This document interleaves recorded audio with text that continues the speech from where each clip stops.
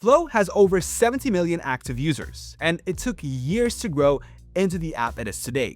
But the core of what makes it useful, cycle tracking, ovulation predictions, daily logging, phase-based health insights, and email reminders, that's all buildable today in an afternoon without writing a single line of code.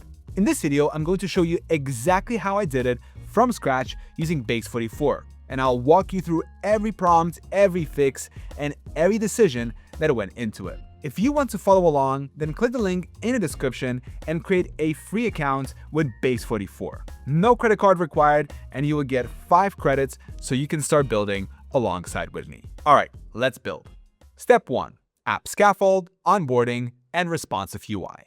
The first prompt is the most important one in the entire build. This is where the whole app takes shape. The name, the screen structure, the design direction, the onboarding flow, and the responsive behavior across every screen size. I told Base44 the app was called Cyclo, gave it a clear design direction, soft pink and purple tones, rounded cards, and a clean sans serif font, a feminine aesthetic, and then laid out exactly what I needed. The app should also have 3 screens, a home dashboard, a cycle calendar, and a settings page. And instead of a separate log page, tapping any date on the calendar expands an inline daily log directly below it on the same screen, which kept the experience clean and avoided a lot of the modal and overlay issues that tend to come up in builds like this.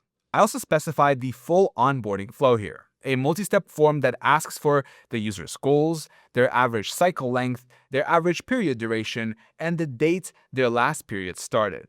Each step has a progress bar, a next button, and a back button. What came back was already functional. A working app structure, an onboarding flow, a calendar framework, and a layout that adapts across mobile, tablet, and desktop from the very first render. Step 2.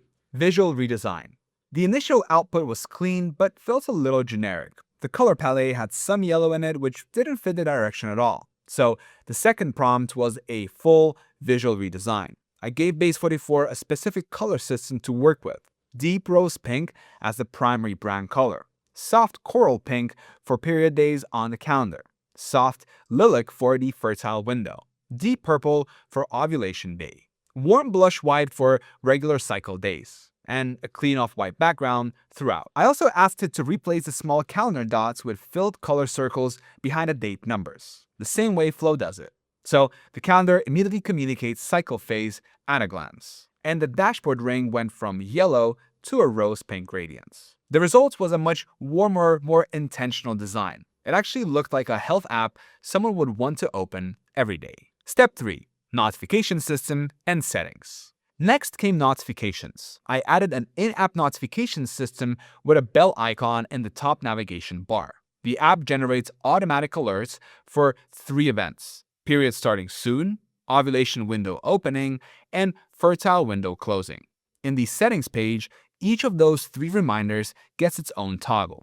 Period reminder, ovulation reminder, and fertile window reminder, all individually switchable and saved across sessions. Step 4. Daily log refinements.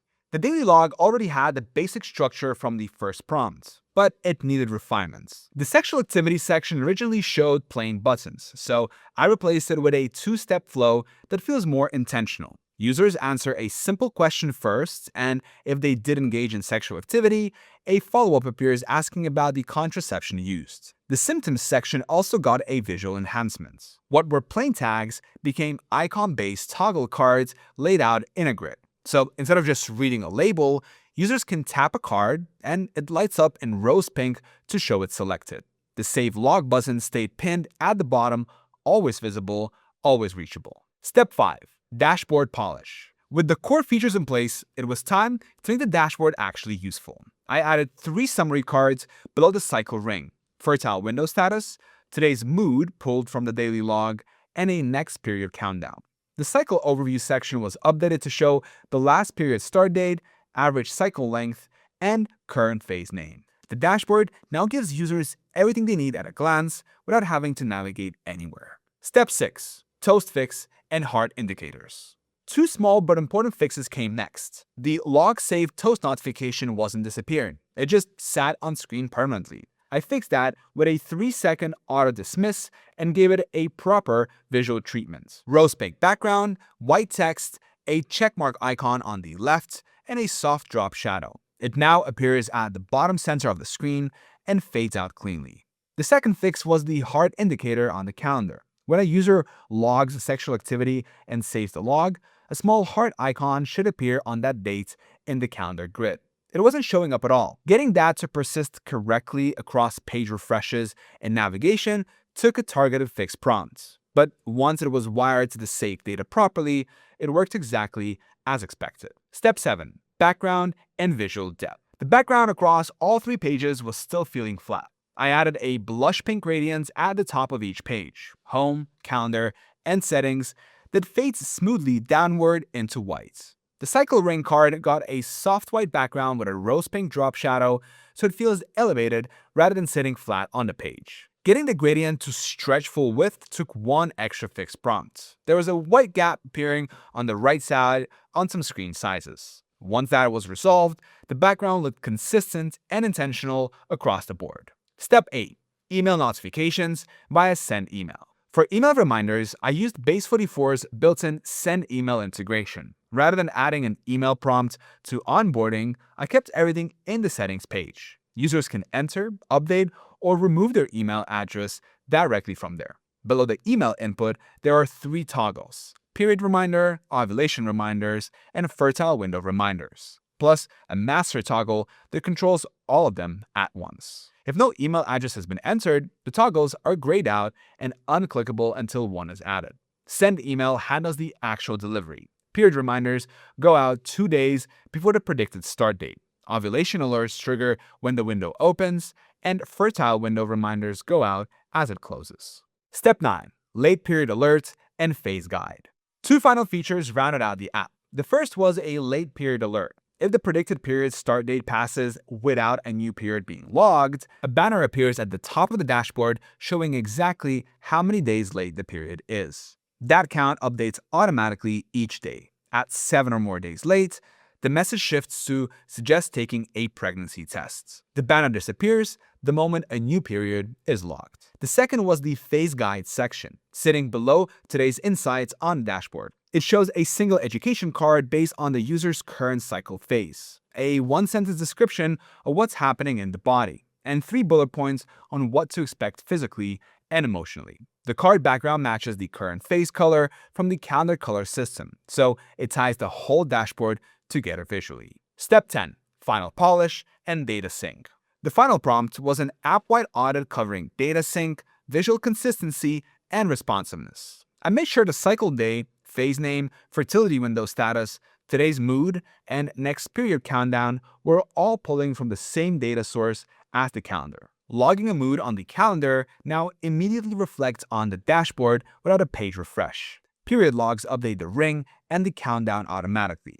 The phase guide card always matches whatever phase the ring is showing. Heart indicators were confirmed to persist correctly across navigation, and a full responsiveness check at mobile, tablet, and desktop confirmed nothing was overflowing, breaking, or getting cut off. Once everything looked good, I hit publish and signed up as a new user to test the full experience. And that's where 2 issues came up. The onboarding flow didn't trigger at all. It sent me straight to the dashboard. And on top of that, all the data from my demo account was already showing up in the new one. For a health app tracking something this personal, that's not a minor bug. It took multiple rounds of fix prompts to get both fully resolved. Onboarding now triggers correctly for every new account, and all data is strictly isolated per user.